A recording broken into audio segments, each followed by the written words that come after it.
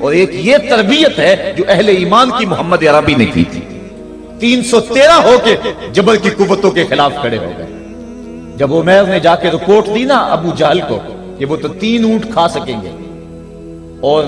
300 سے کچھ کم اور کچھ زیادہ ان کی تعداد ہے، اس سے زیادہ نہیں ہے، میں خوب وادیاں دیکھ آیا ہوں، میں خوب ٹیلے دیکھ آیا ہوں، تو ابو جہل نے سنادید قریش کو بلا کر کہا عمیر کی رپورٹ سنو کتنی حوصلہ افزا ہے، صبح لڑائی کی نوبت نہیں آئے گی، صبح تو رسیاں کٹھی کرو اور جکڑ جکڑ کے مسلمانوں کو اونٹوں کی پشتوں پہ باندھ لیں گے اور پھر سین حرم میں جا کے کعبۃ اللہ کی دیواروں کے ساتھ باندھ دیں گے، لوگوں کو تماشا دکھایا کریں گے کہ یہ نیا دین لے کر آئے تھے اور یہ ان کا کیا حال ہے۔ جب اس نے رعونت بھرے اتنی زبان سے یہ جملے نکالے تو عمیر جو سارا منظر اپنی آنکھوں سے دیکھ کر آیا تھا، ابن حشام میں لفظ موجود ہیں، اس نے کہا وَلَٰكِنْ رَأَيْتُ یا معشر قریش البلایا تحمل المنایا، اے قریش کے سرداروں اتنے بھی تکبر میں نہ ہو، میں اپنی ان آنکھوں سے دیکھ کر آیا ہوں کہ یثرب کی اونٹنیاں اپنی پشتوں پہ نری موتیں اٹھا کے لے آئی ہیں، ان کے بدن پہ چیتھڑے ہیں، ان کے پیٹ کمر سے لگے ہوئے ہیں، لیکن وہ زخمی سانپوں کی طرح پیچ و تاب کھا رہے ہیں، کل ان میں سے کوئی نہیں مرے گا جب تک تم میں سے ایک ایک کو لڑ نہیں جاتا، تم تو یہ کہتے ہو رسیاں کٹھی کرو، میرا مشورہ مانتے ہو تو رات کے اندھیرے میں بھاگ سکتے ہو تو بھاگ جاؤ، اس قوم سے لڑنا تمہارے بس کا روگ نہیں ہے جو مرنے کے لیے آئی ہے۔ اتنی بڑی قوت کو دیکھ کر ان کے سینے میں خوف پیدا نہیں ہوا، بلکہ آپ جانتے ہیں بدر کی تاریخ گواہ ہے کہ 2 گھوڑے تھے، ایک روایت میں صرف ایک گھوڑا تھا، 6 زرہیں تھی، 8 تلواریں تھیں، 70 اونٹ تھے، اور جن کے پاس تلواریں نہیں تھیں انہوں نے کھجوروں کے ڈنڈے توڑ لیے اور ہواؤں میں لہرانے شروع کر دیے۔ جب یہ ملکوتی قافلہ مدینے سے باہر نکل رہا تھا، دکانوں پہ یہودی عیسائی بیٹھے تھے، انہوں نے کہا مسلمانوں کس بل بوتے پہ جا رہے ہو،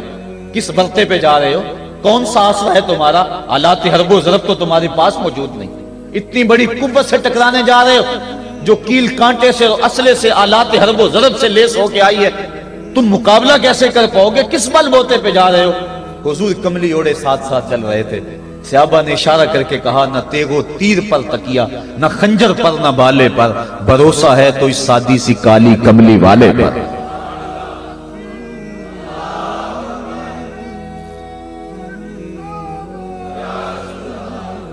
اب اس ماحول میں جبکہ کفار پورا لاؤ لشکر لے کے آئے اور ابو جہل نے کہا اعلان کر دو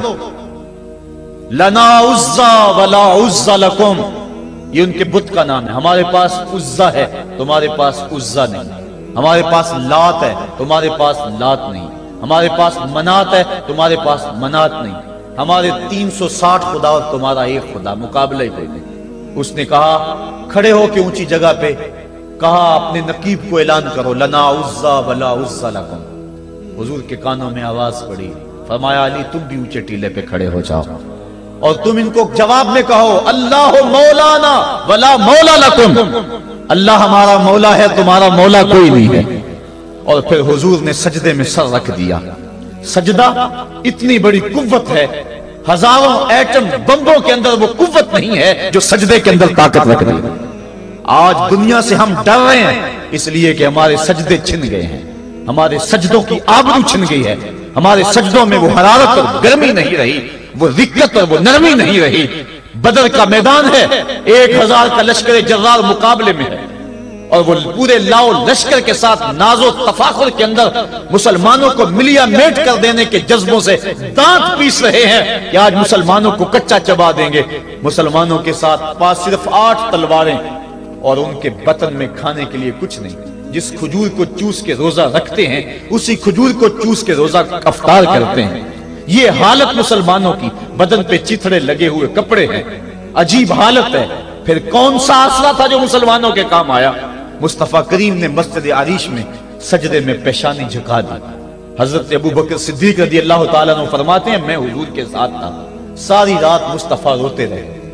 آنکھوں میں آنسو ہیں، حضور کی چادر سر انور سے سرک کے حضور کے کندھوں پہ آ جاتی، پھر کندھوں سے پشت پہ آ جاتی، میں اٹھا کے حضور علیہ السلام کے سر پہ رکھتا اور کہتا حضور بس کرو۔ حضور بار بار روتے اور اللہ کی بارگاہ میں سجدے میں سر ڈال کر التجائیں کرتے، لفظ کیا تھے محبوب کی زبان پہ، آج تک ایسی ناز والی دعا کسی نے نہیں کی ہے جیسی دعا مصطفیٰ جان رحمت نے کی۔ مصطفیٰ کریم سجدے میں سر رکھا ہے اور کیا کہا؟ اللہم ان تہلک ہذہ العصابہ لم تعبد فی الارض ابدا۔ میرے مالک میں نہیں کہتا کہ ان لوگوں کو بچا لے، دیکھ میری زندگی کی کمائی یہی 313 ہے جو میں تیری چوکھٹ پہ لے کے حاضر ہو گیا ہوں۔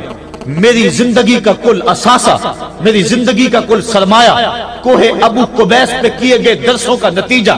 عکاظ کی منڈی کے اندر دیے گئے درسوں کا نتیجہ،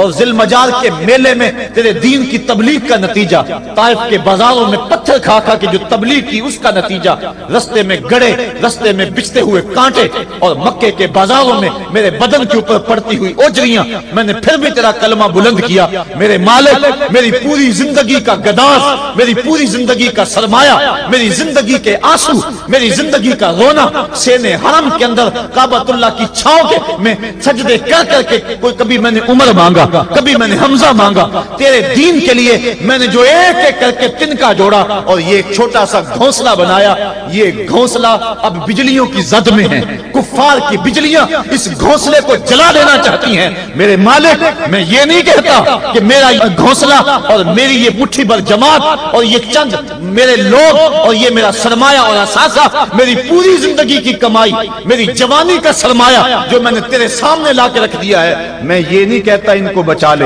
لیکن میرے مالک اگر یہ نہ رہے تو قیامت تک پھر تجھے بھی خدا کوئی نہیں کہے گا۔ ان تہلک ہذہ العصابہ لم تعبد فی الارض ابدا، اگر یہ نہ رہے تو قیامت تک تیرے نام کے ڈنکے بجانے والے بھی دنیا پہ نہیں ہوں گے۔ یہ حضور نے اللہ کی بارگاہ میں دعا کی اور سجدے میں سر رکھا ہے۔ حضور علیہ السلام کی آنکھوں میں اشک جاری ہیں، سجدے سے قوت حاصل کی جا رہی ہے۔ دشمن کے مقابلے میں مصطفیٰ کریم سجدے میں سر رکھ کے اللہ سے آرزو کر رہے ہیں۔ حضرت سیدنا صدیق اکبر فرماتے ہیں اچانک حضور نے سر اٹھایا، میں خوش ہو گیا کہ حضور کے چہرے پہ مسکراہٹ تھی۔ حضور مسکراتے ہوئے فرمایا ابشر یا ابا بکر ھذا جبریل آخذ بعنان فرسہ، ابو بکر بشارت ہو، وہ جبریل اللہ کی مدد لے کر آ گئے۔ تو یہ سجدے تھے جن سجدوں نے ظالم اور جابر قوتوں کا منہ توڑ کے رکھ دیا۔ حضرت علی المرتضیٰ روایت کرتے ہیں رضی اللہ تعالیٰ عنہ، فرماتے ہیں میں نے ہاتھ میں تلوار تھامی اور میدان میں کود پڑا، میں نے کئی کافروں کو واصل جہنم کیا، پھر پلٹ کے دیکھا کہ میں حضور کی زیارت کر لوں، لیکن مجھے حضور نظر نہ آئے۔ میں نے ڈھونڈا تو ایک سمت حضور نے پیشانی سجدے میں رکھی ہوئی تھی اور زبان پہ لفظ تھے یا حیو یا قیوم، یا حیو یا قیوم۔ حضور یہ پڑھتے جا رہے تھے، یا حیو یا قیوم کا وظیفہ پڑھتے جا رہے تھے اور سجدے میں پیشانی تھی حضور کی۔ میں پھر دوبارہ آیا اس سجدے سے جوش لے کر، اس سجدے سے گرمی اور حرارت لے کر، اور پھر دشمن کی صفوں میں کود گیا۔ میں نے ایک کافر کو واصل جہنم کیا، پھر زیارت کے لیے واپس آیا، دیکھا تو پھر سجدے میں حضور نے سر رکھا ہوا ہے اور یہی کہہ رہے ہیں یا حیو یا قیوم، یا حیو یا قیوم، یا حیو یا قیوم برحمتک استغیث۔ یہ جملے حضور کی زبان پہ ہیں اور سجدے میں حضور کی پیشانی۔ میں پھر گیا، پھر آیا، کئی بار ایسا ہوا میں کافر کو قتل کرتا، پھر آتا حضور کو سجدے میں دیکھتا۔ فرمایا پھر حضور نے تلوار تھامی اور مصطفیٰ کریم میدان جنگ میں کود پڑے۔ لوگ بڑھ چڑھ کے دشمنوں پہ حملہ کرتے تھے، لیکن جو سب سے آگے کافروں کی صفوں میں کود کے حملہ کر رہا تھا وہ آمنہ کا لال محمد مصطفیٰ صلی اللہ علیہ وسلم۔ تو سجدے سے وہ قوت ملتی ہے، سجدے سے وہ نور اور روشنی ملتی ہے کہ پورے زمانے میں اجالا کیا جا سکتا ہے۔ آج 56-57 اسلامی ملک دنیا کے سامنے رسوا ہو رہے ہیں اور دنیا کے سامنے سجدہ ریز ہیں، اس لیے کہ وہ ایک خدا کے سامنے سجدہ کرنا بھول گئے ہیں۔ ایک سجدہ جسے تو گراں سمجھتا ہے 1000 سجدے سے آدمی کو دیتا ہے نجات۔ آؤ اس کے حضور جھکو، اس کے حضور جھکنے والا کسی کے آگے نہیں جھکتا۔ سجدہ اس کو قوت دیتا ہے، تو راز کن فکاں ہے اپنی آنکھوں پر عیاں ہو جا، خودی کا راز نہ ہو جا، خدا کا ترجمہ ہو جا، خودی میں ڈوب جا غافل، یہ سر زندگانی ہے، نکل کر حلقہ شام و سحر سے جاویداں ہو جا، گزر جا بن کے سیلے تندرو کوہ بیاباں سے، گلستان راہ میں آئے تو جوئے نغمہ خواں ہو جا۔ مالک کے حضور جب بندہ عزت سے سر جھکا دیتا ہے اللہ کی رحمتیں بندے پہ نازل ہوتی ہے۔ ایک روایت میں آتا ہے جب بندہ نماز کے لیے کھڑا ہوتا ہے ابھی اس نے سجدے میں جانا ہوتا ہے، ابھی وہ قیام ہی کرتا ہے، اللہ فرماتا ہے میرے بندے کے گناہ جو ہیں اس کے بدن سے نکال کے ایک سمت کر دو، تاکہ میرا بندہ اس حالت کے اندر میرے حضور حاضر ہو کہ وہ گناہوں سے پاک اور صاف ہو۔ حضرت نبی رحمت صلی اللہ علیہ وآلہ وسلم فرماتے ہیں کہ پھر اس کے سارے گناہ اس کے بدن سے اتار کے ایک سمت رکھ دیے جاتے ہیں، اور بندہ مصلی پہ سبحان ربی العالی کے نغمے الاپتا ہے، رکوع کرتا ہے، سجدے کرتا ہے، جب سلام پھیر کے نماز ختم کر کے دعا کر کے جانے لگتا ہے تو فرشتے عرض کرتے ہیں مالک یہ جو گناہ اتار کے ایک سائیڈ پہ رکھے تھے یہ دوبارہ اس کو دے دیں؟ اللہ فرماتا ہے جس کی جھولی سے گناہ نکال لیے تھے دوبارہ اس کی جھولی میں نہیں ڈالیں۔ اللہ اکبر۔ اور ایک روایت کے لفظ ہیں کہ جب بندہ نماز کے لیے کھڑا ہوتا ہے اس کے کندھوں کے اوپر سارے گناہ آ جاتے ہیں اور اس کے سر پہ اوپر گناہ آ جاتے ہیں، جب رکوع میں جاتا ہے تو کندھوں والے گناہ گر جاتے ہیں، اور جب بندہ سجدے میں سر رکھتا ہے تو اللہ تعالیٰ اس کے سارے گناہوں کو ختم کر دیتا ہے اور وہ بالکل پاک ہو جاتا ہے۔ حضرت سلیمان فارسی ایک دن ایک درخت کے نیچے کھڑے تھے، آپ نے درخت کی شاخ کو پکڑ کے جنبش دی، حرکت دی، موسم خزاں تھا، درخت کی شاخ کے سارے زرد پتے گر گئے۔ ایک صحابی پاس کھڑے تھے، انہیں پوچھنے لگے عثمان تو نے مجھے پوچھا نہیں کہ میں نے درخت کی شاخ کو یوں ہلایا کیوں ہے؟ انہوں نے کہا اچھا پھر آپ بتا دیں کہ آپ نے درخت کی شاخ کو یوں کیوں ہلایا ہے؟ کہا سنو پھر ایک دن میں اور چند صحابہ حضور کے ساتھ جا رہے تھے، رستے میں ایک درخت آیا، اس کے نیچے حضور کھڑے ہوئے، حضور نے اس طرح درخت کی شاخ کو پکڑ کے ہلایا، یوں پتے جھڑ گئے، ہم اس منظر کو دیکھتے رہے۔ حضور علیہ السلام نے فرمایا سلمان فارسی تو نے مجھے پوچھا نہیں کہ میں نے اس درخت کی شاخ کو یوں کیوں ہلایا ہے؟ تو میں نے عرض کی حضور آپ بتا دیں کہ آپ نے کیوں ہلایا ہے؟ فرمایا سلمان جس طرح اس درخت کی شاخ کو ہلایا گیا اور سارے پتے جھڑ گئے، جب کوئی بندہ سجدے میں سر رکھتا ہے نماز پڑھتا ہے اس کے سارے گناہ دھل جاتے ہیں اور وہ پاک اور صاف ہو جاتا ہے۔ ایک دن فرمایا صحابہ اگر کوئی بندہ اس کے گھر کے سامنے سے نہر گزرتی ہو اور وہ دن میں 5 مرتبہ اس نہر کے اندر غسل کرے تو بتاؤ اس کے بدن کے اوپر کوئی میل کچیل رہ جائے گا؟ عرض کی نہیں۔ فرمایا اس طرح جو 5 نمازیں پڑھتا ہے اس کے بدن کے اوپر گناہوں کا میل نہیں رہتا۔ فرمایا الصلاۃ معراج المومنین، نماز مومنوں کا معراج ہے، عماد الدین الصلاۃ، نماز دین کا ستون ہے، حبب الی من دنیاکم ثلاث الطیب والنساء وجعلت قرۃ عینی فی الصلاۃ،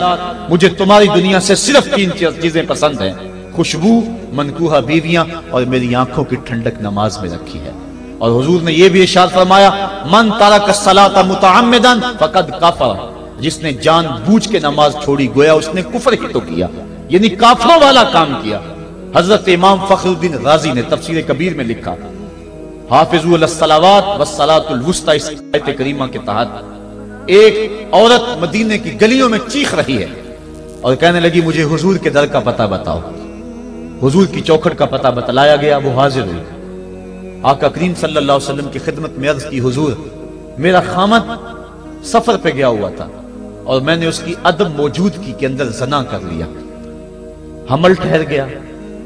اور جو بچہ پیدا ہوا میں نے مارے شرم کے اس بچے کو سرکے کے مرتبان میں ڈال دیا، اور پھر اسی سرکے سے میں لوگوں کو فروخت کرتی رہی ہوں۔ اب جب کہ میرا ضمیر جاگا ہے میں آپ کی خدمت میں حاضر ہوئی، مجھے بتایا جائے کہ میرے گناہ کا بھی کوئی کفارہ ہے۔ حضور نے ارشاد فرمایا جو تو نے زنا کیا ہے اس کی سزا رجم ہے کیونکہ تو شادی شدہ ہے، اور جو تو نے بچے کو قتل کیا ہے قتل کی سزا قتل ہے، اور جو تو نے سرکہ بیچا ہے فقد ارتکبت کبیرہ، تو نے کبیرہ گناہ کیا ہے، اس کی سزا تو قیامت کے دن پائے گی۔ اس کے بعد حضور فرمایا ان تینوں گناہوں کی یہ سزا ہے، لیکن جس طرح تو گھبرائی ہوئی آئی تھی میں تو یہ سمجھا تھا شاید تیری نماز اثر قضا ہو گئی ہے۔ اب آپ اندازہ کریں کہ نماز کی اہمیت کیا ہے اور ہم اس باب میں کتنی سستی کرتے ہیں۔ کسی سے پوچھا جائے نا آؤ نماز پڑھنے چلے، وہ کہتے ہیں بس یار میرے کپڑے پلید ہیں، کپڑے میرے پاک نہیں ہیں۔ تیرے کپڑے کیسے پاک رہ سکتے ہیں؟ تو اللہ کے حضور جھکنا نہیں جانتا، تیرے کپڑے بھی پلید ہیں، تیرا دل بھی پلید ہے، تو اس کے حضور جھک کے تو دیکھ، قلب بھی ستھرا کر دے گا، تیری روح کو بھی پاکی دے دے گا، تیرے قلب کو بھی طہارت بخش دے گا۔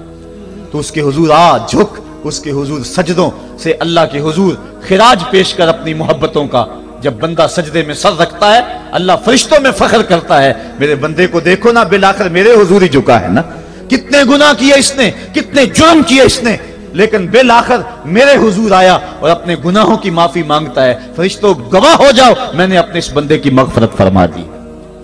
تو اللہ کے حضور نماز پڑھنے والا، بلکہ ایک روایت مسند امام احمد بن حنبل میں موجود ہے،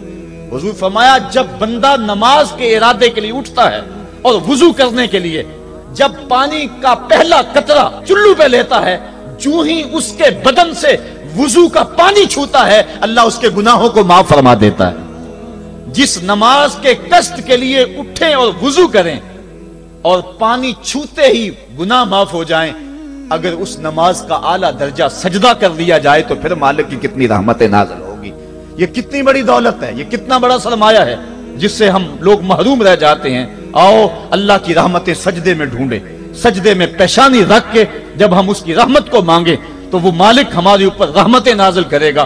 آج پوری دنیا کے اوپر مسلمانوں کے ساتھ جو حالات ہیں وہ کسی سے مخفی نہیں۔ کوئی کہتا ہے کہ معاشی طور پہ مسلمان کمزور ہیں، اس وجہ کو بھی میں تسلیم کرتا ہوں۔ مسلمان کے پاس آلات حرب و ضرب بھی موجود نہیں ہیں، اس وجہ کو بھی تسلیم کر لیا جائے۔ سیاسی طور پہ مسلمان کمزور ہیں، اس وجہ کو بھی تسلیم کر لیا جائے۔ یہ ساری وجہیں اپنی جگہ پہ، لیکن یہ بھی تو سنو مسلمانوں کی تعداد اس وقت 1.40 کروڑ ہے۔ افرادی قوت اتنی کبھی بھی مسلمانوں کی نہیں ہوئی تھی۔ اس وقت مسلمانوں کے پاس ایٹمی طاقت موجود ہے، اتنی قوت عسکری کبھی بھی مسلمانوں کے پاس نہیں ہوئی تھی۔ 56 اسلامی ملک ہیں جن میں قیمتی معدنیات سے اور تیل کی دولت سے اور سونے کی قیمتی معدنیات سے یہ مسلمان مالا مال ہیں۔ کیا کچھ نہیں ہے جو مسلمانوں کے پاس نہ ہو، لیکن ایک دولت چھن گئی مسلمانوں کے پاس، وہ سجدے کی آبرو، وہ سجدے کی عزت، وہ پیشانی رکھ کے اس رب کو پکارنا جو سب سے اعلیٰ ہے، جو سب سے بالا ہے، جس نے موسیٰ کے فرعون کو نیل کی موجوں میں ڈبو دیا۔ کیا پوری امت مسلمہ 1.40 کروڑ انسان سجدے میں سر رکھ کے سبحان ربی الاعلیٰ کے نغمے آلاپ کے اپنے رب سے گزارش کریں اور اپنی امت کا رونا روئیں؟ کشمیر میں لٹتی ہوئی جوانیاں اور کل قدس کے اندر بہتا ہوا خون، شبرغان سے لے کر کابل و قندھار تک اور موصل سے لے کر تقریب تک مسلمان کے اوپر جو ظلم و تشدد ہو رہے ہیں، اپنے رب کے حضور اس کا دکھڑا سنائیں اور اپنے مالک کو کہیں میرے مالک ہم لٹ گئے، ہم کٹ گئے، ہم پٹ گئے، اسلحے بھی موجود، افرادی قوت بھی موجود، سیاسی طاقتیں بھی موجود، لیکن اس کے باوجود مسلمان دبتا چلا جا رہا ہے۔ اسی کشتی کو ہے خوف تلاطم صدحیف منہ موڑ دیے تھے جس نے بڑھتے ہوئے طوفانوں کے، جو 300 ہو کر جرت اور وہ طاقت اور وہ عظیمت کی داستانیں رقم کرتے ہیں کہ مالک تو بھی اس دن کو یوم فرقان کہہ کے پکارتا ہے۔ آج وہ امت بیچ منج دار کے اس امت کی کشتی ہچکولے کھا رہی ہے۔ ہماری فریاد، ہمارا استغاثہ تیرے سے ہے میرے مالک، ہمارا کھویا ہوا وقار بحال کر دے اور اس امت کو اس مرتبہ کمال تک پہنچا دے جس مرتبہ کمال تک یہ امت پہلے پہنچی تھی، اور ان کا کھویا ہوا وقار بحال کر دیا جائے۔ آج بھی ہم اگر سجدوں سے اپنے رب کو منا لیں اور وہ روٹھا ہوا رب آج بھی ہماری مدد کے لیے آ جائے تو پھر کوئی قوت، کوئی طاقت ہمیں نہیں لٹاڑ سکتی۔ آئیے ہم سجدے سے اپنے مالک، اپنے خالق اور اپنے رازق کے حضور اپنی محبتوں اور اپنی الفتوں کا خراج پیش کریں۔ نماز ایک ایسی عبادت ہے جس کا حکم قرآن میں 750 مرتبہ کے قریب دیا گیا۔ اور ایک آخری بات عرض کر کے اپنے موضوع کو سمیٹنا چاہوں گا۔ میرے اور آپ کے آقا مولا حضور نبی رحمت صلی اللہ علیہ وسلم پر جب وقت آخر آیا تو آخری وصیتیں جو حضور نے اپنی زندگی میں کی وہ کیا تھی؟ 2 وصیتیں تھی حضور کی آخری۔